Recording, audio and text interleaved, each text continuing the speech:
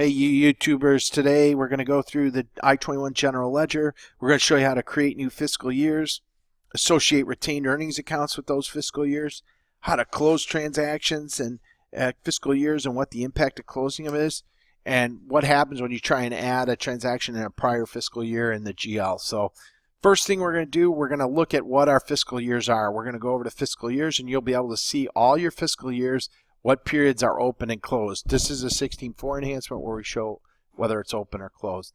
Now, if you go into a specific year, and I'm going to go into 2017, you'll note that not only is the year open or closed, but I can close individual modules inside of individual periods. So if we're in January 2017 and I'm done with my purchasing cutoff, I can move purchasing to closed, and then I could no longer actually enter transactions to that period. To reopen it, it's simply a matter of clicking open.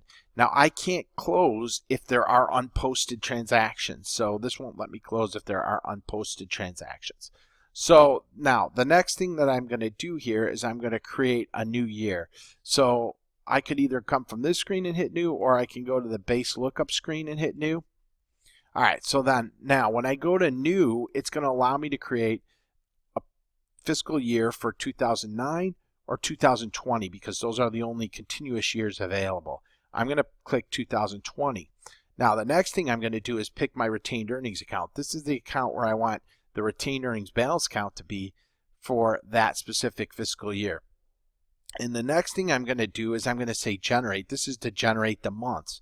Generate the months will create all the months for me automatically from January through December monthly. And I'm going to go ahead and say okay.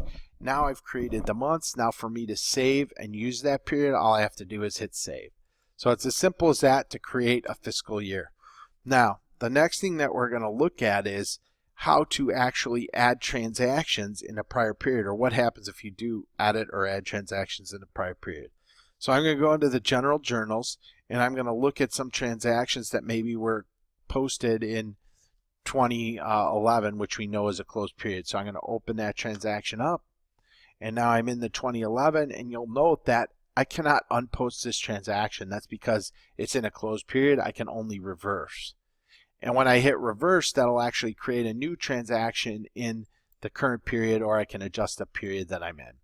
So that's one thing that I can do. Now, if I go into a period and I'm going to sort descending on date posted, and I'm going to look at 2017, I know this is an open period, so I can open any transaction and I can unpost because the period is open.